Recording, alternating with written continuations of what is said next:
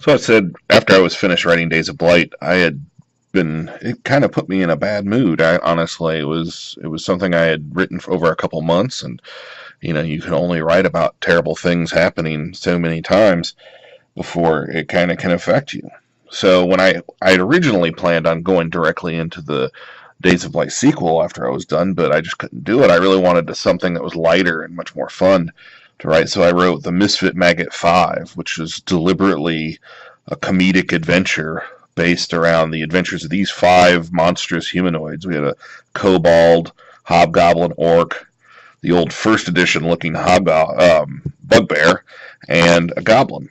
And I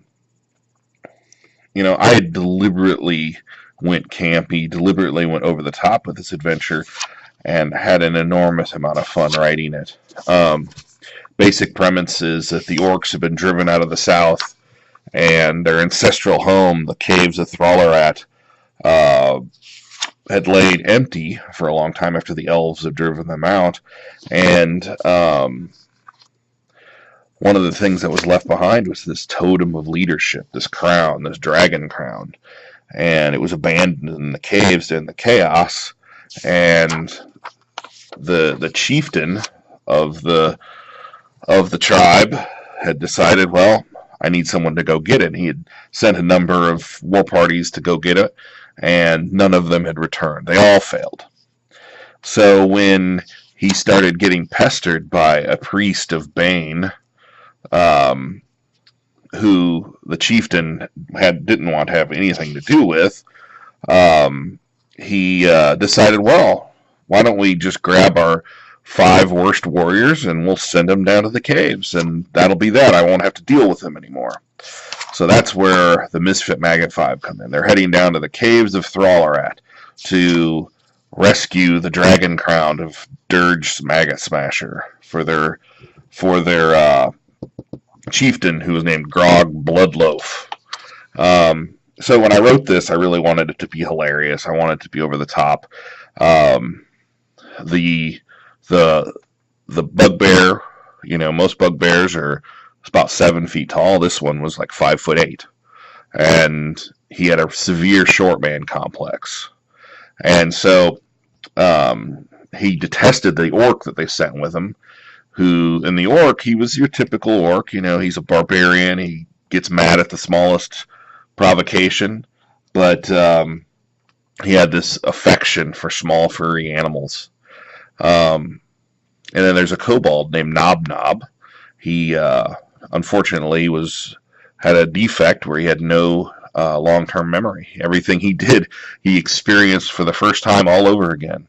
And since he was such a small kobold, of course, Slurg, who was the orc who loved small little furry animals, kind of took care of this kobold, even though the kobold had no idea who he was. Then there was a goblin named Muck Brownsock, who's kind of a ladies' man and a kleptomaniac. Every time the party rests, there's a chart you have to roll on to see what item that Muck Brownsock stole from another party member. So I mean, there's these 5 adventurers that who all are just kind of misfitted together, and they're sent to the caves. And I wanted there to be some sort of encounters for on the way down to the caves. So I started thinking, well, what kind of hilarious encounters could there be? So there's the tree hugger encounter. That's with the patchouli smelling druid who has a swarm of squirrels that he can summon. There is Sir Haggis LaBeef and his squire Chauncey, who are patrolling the road looking for orcs. And of course, he's an over-the-top, come Chauncey to battle type, riding around on his trusty steed Porterhouse. There's also what was called the Fashionistas. Here they are. I always kind of thought of elves as kind of snooty, and in this case, so they're hanging out with this centaur here, comparing hair care products when the party happens upon them. And once you get to the caves, each and every encounter has its own little funny twist to it. There are mushrooms in there with some hallucinogenic mushrooms that the party can happen upon. 2 levels to the dungeon until they finally make their way through and, or I should say, fight their way through to get to the throne room of Dirge Maggot Smasher and recover the crown. There's an Etten at the beginning, giant spiders and ettercaps and slimes and all kinds of things. And at the very end, we have our basilisks who the party must do battle with. So it was a lot of fun. And Build Shortstock is the bugbear who has a problem with anyone taller than him. Drang Agu is the priest of Bane who Grog Bloodloaf absolutely detests because he's constantly evangelizing. Slurg Softhead is your orc. He was about 6'7" and a monster.